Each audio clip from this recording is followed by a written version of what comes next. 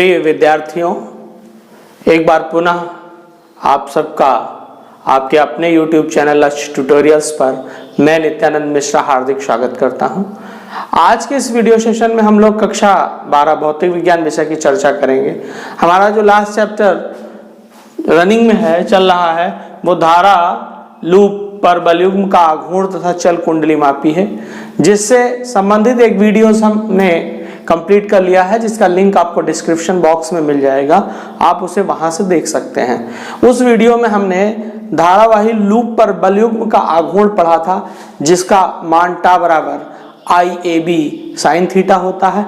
अगर लूप कुंडली है, लूप क्या है, उसमें कई फेरे हैं, तो वो कुंडली हो जाएगी और उसका मान क्या हो जाएगा, टा बराबर NIAB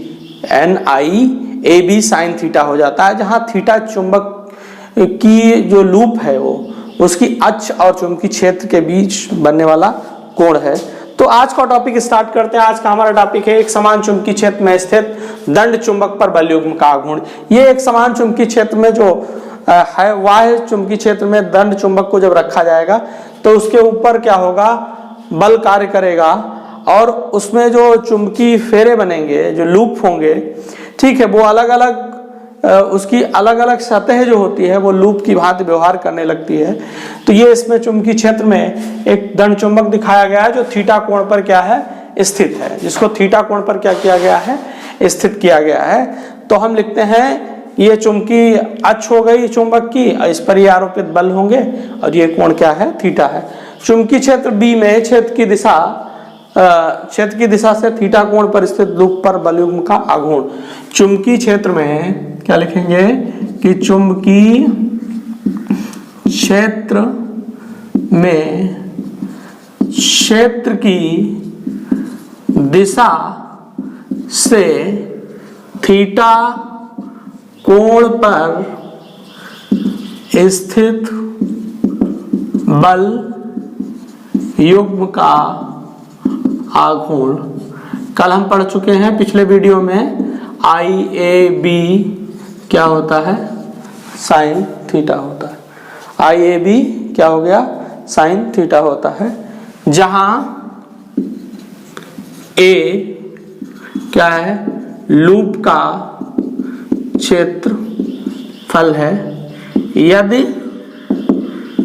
कुंडली में फेरों की संख्या बराबर n है तो टा बराबर NIAB क्या होता है, साइन थीटा होता है। टा बराबर क्या होता है, NIAB साइन थीटा होता है। इसको हमने बताया भी था कि NIAB, इस पद को हम पूरा एक मान लेते हैं, जिसको क्या मानते हैं, M, और M को ही क्या कहते हैं, चुंबकीय द्विध्रुव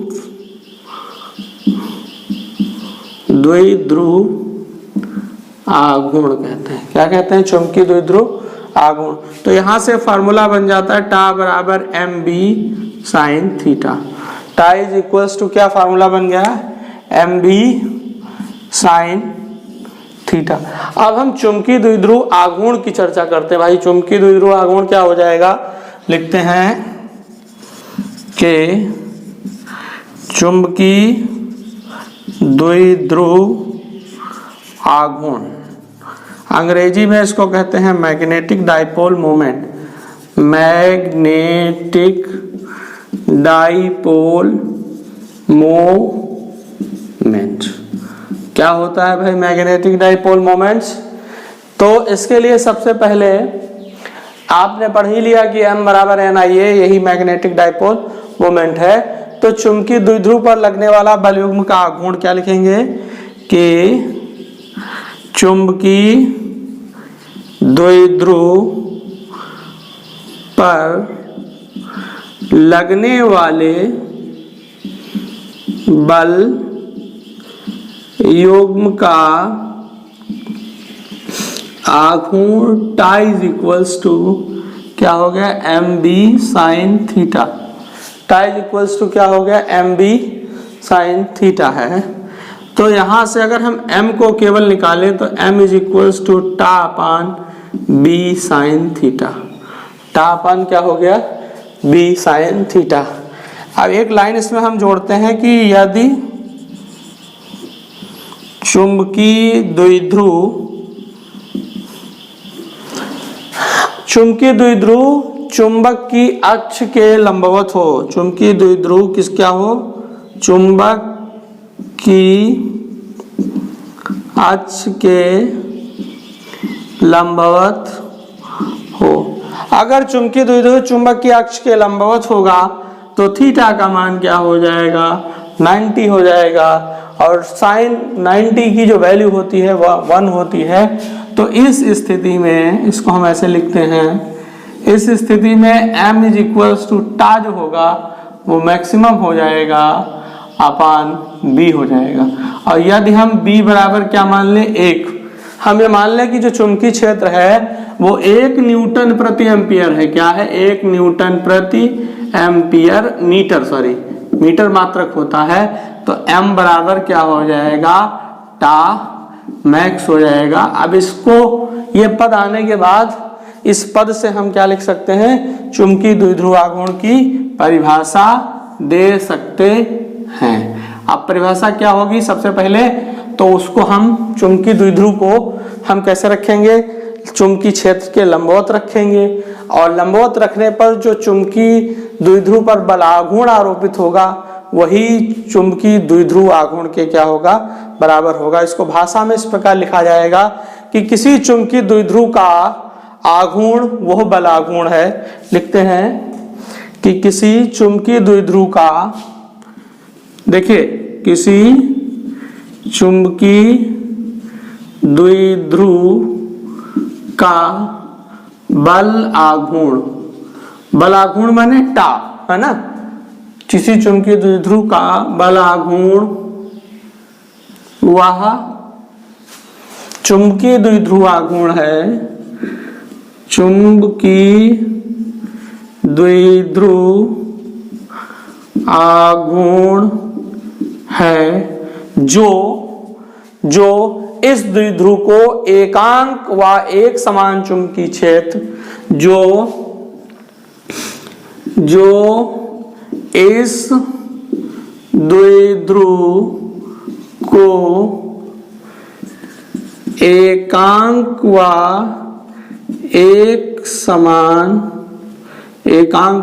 एक समान चुंबकीय क्षेत्र के लंबवत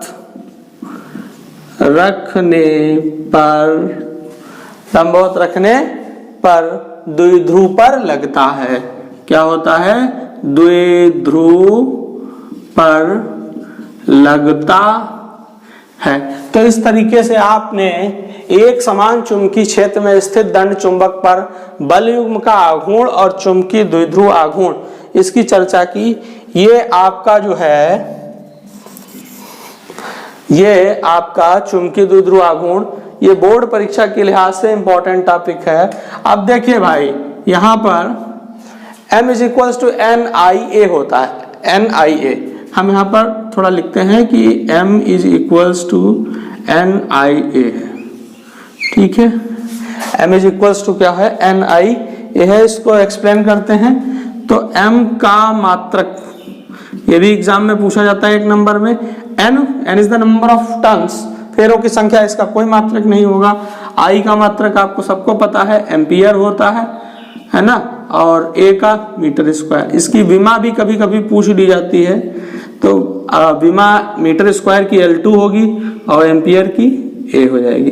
तो इस तरीके से आपने चुंबकीय द्विध्रुव आघूर्ण को कंप्लीट कर लिया। अब चुंबकीय द्विध्रुव आघूर्ण जो है वो अच्छी और निरक्षी स्थिति में किस प्रकार होता है उसको पढ़ना है। इसके केवल आपको सूत्र पढ़ने हैं, इसका डेरिवेशन आपको नहीं कंप्लीट करना है। चुंबकीय द्विध्रुव के कारण जो चुंबकीय क्षेत्र होता है, तो सबसे पहले आपको अच्छी स्थिति पता है। अच्छी स्थिति माने चुंबक की अक्ष पर कोई बिंदु होगा वो अच्छी स्थिति होता है। ठीक है, अच्छी स्थिति में इसका मान b बराबर μ0/4π 2m/r³ होता है।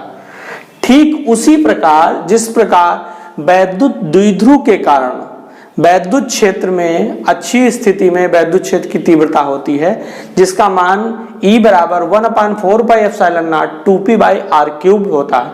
उस वीडियो का लिंक हम आपको डिस्क्रिप्शन बॉक्स में दे देंगे, उससे आप वहां से देख सकते हैं। ठीक है। और चुंबकीय क्षेत्र में दिशा जो होती है वो क्षेत्र के समांतर, चुंबकीय क्षेत्र इधर ही दिष्ट होगा, ठीक है।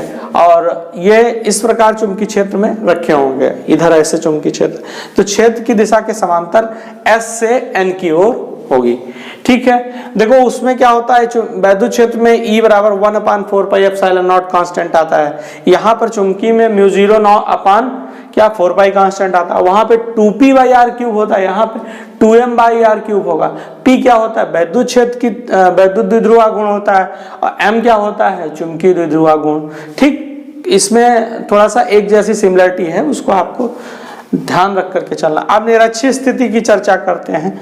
तो निरक्षीय स्थिति, ये S हो गया, ये N हो गया, ये इसकी क्या हो जाएगी, अक्ष हो जाएगी।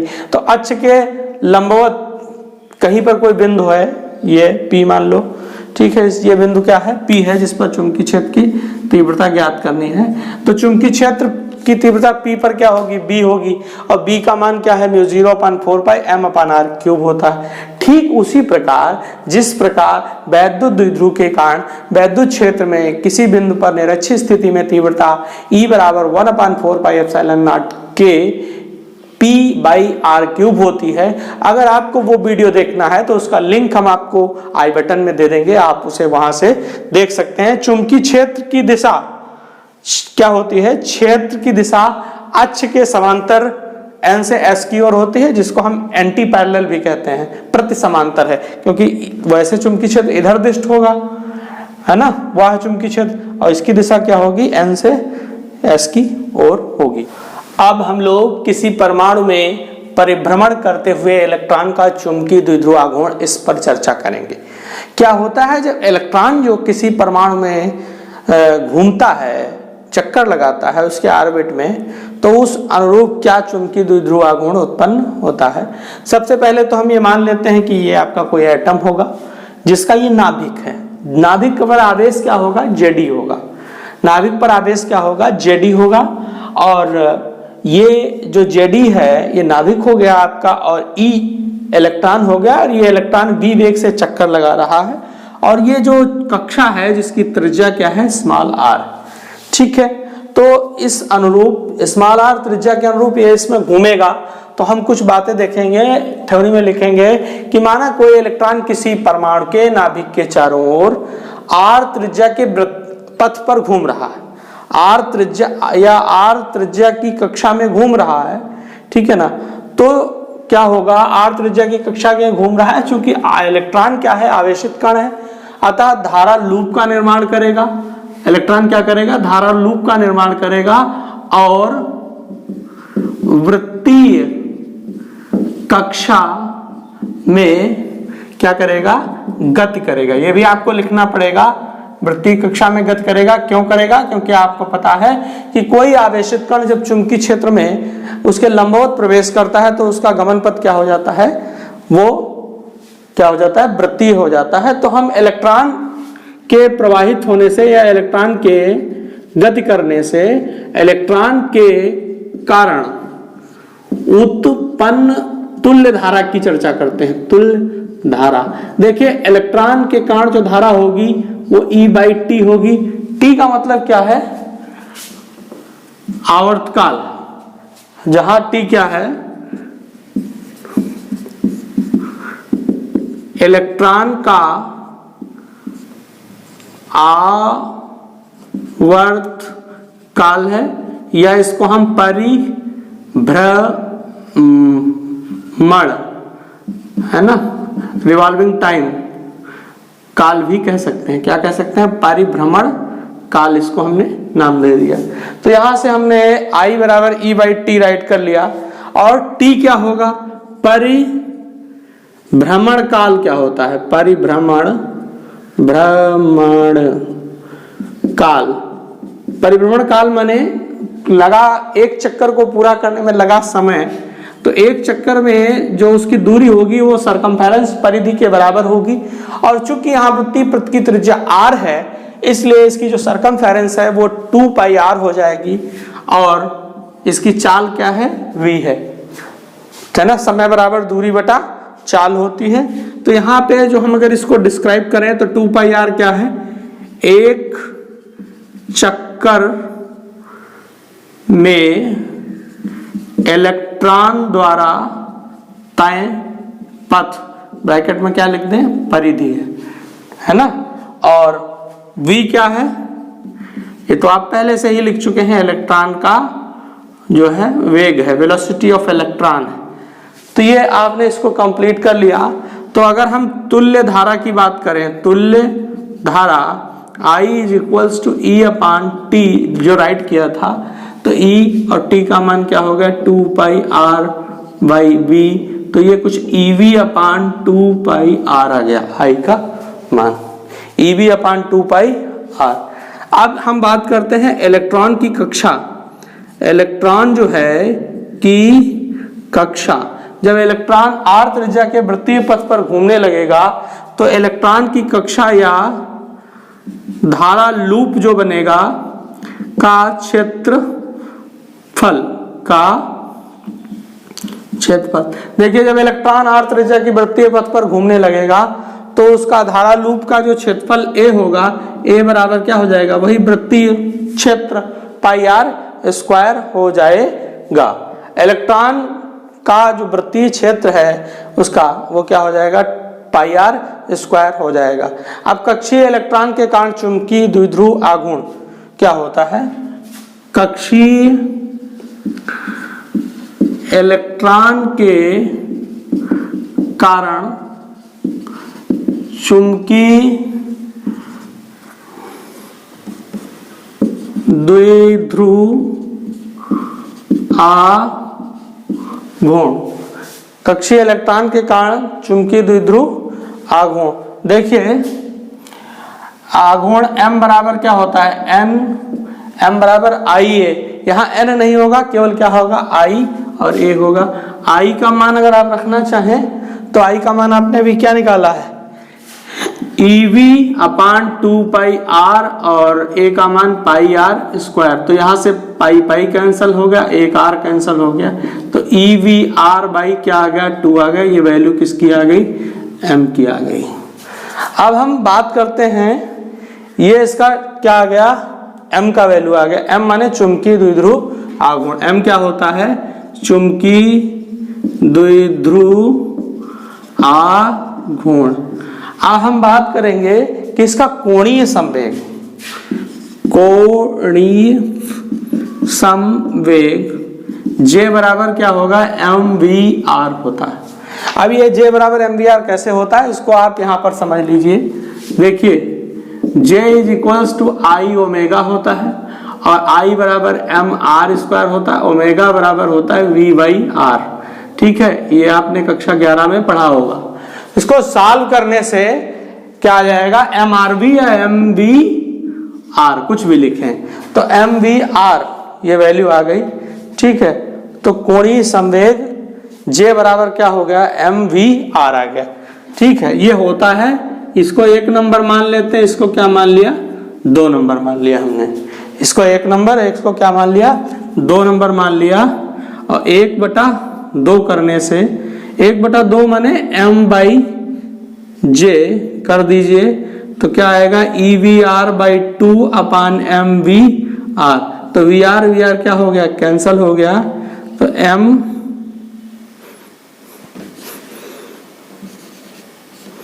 बाई J बराबर क्या आ गया, E अपान 2M। तो यहां पर M by J is equals to E by 2M आ गया। ठीक है ना, हम फिर क्या करते हैं, अगर इसको वेक्टर फॉर्म में लिखेंगे या सदिश रूप में, क्या लिखेंगे, सदिश रूप में, तो सदिश रूप में बेटा वेक्टर M बराबर माइनस E अपान 2M इंटू J हो जाएगा। यहाँ पर ये क्या है, चुंबकीय द्विध्रुव आघूर्ण, ये क्या है, कोणीय संवेग। तो इस स्थिति में जब इलेक्ट्रॉन क्या होता है, किसी परमाणु में परिभ्रमण करता है, तो उसका जो चुंबकीय द्विध्रुव आघूर्ण होता है, चुंबकीय द्विध्रुव आघूर्ण और कोणीय संवेग ये परस्पर विपरीत दिशाओं में दिष्ट होते हैं। एक देखिए M नीचे की ओर है और J क्या है, ऊपर की ओर है। तो इस तरीके से आपने आज के वीडियो सेशन में 3 टॉपिक कंप्लीट किए। पहला आपका क्या था कि जो है किसी एक समान चुंबकीय क्षेत्र में दंड चुंबक पर चुंबकीय बल युग्म का आघूर्ण, दूसरा चुंबकीय द्विध्रुव आघूर्ण, और उसकी स्थितियों में माने अच्छी और निरक्षी स्थितियों में चुंबकीय द्विध्रुव आघूर्ण क्या होते हैं, चुंबकीय द्विध्रुव आघूर्ण के कारण चुंबकीय क्षेत्र क्या होते हैं। और जो थर्ड टॉपिक आपने कंप्लीट किया, परमाणु में जब इलेक्ट्रॉन परिभ्रमण करता है तो उसका चुंबकीय द्विध्रुव आघूर्ण क्या होता है। ये वीडियो सेशन आपको कैसा लगा कमेंट बॉक्स में जरूर बताएं। अगर आपका कोई प्रश्न है तो कमेंट बॉक्स में जरूर पूछें। हमारे वीडियो को लाइक कीजिए, हमारे चैनल यूट्यूब चैनल लक्ष्य ट्यूटोरियल्स को सब्सक्राइब कीजिए और इस वीडियो को अधिक से अधिक शेयर कीजिए, जिससे कि ज़्यादा से ज़्यादा विद्यार्थियों का लाभ हो सके। धन्यवाद।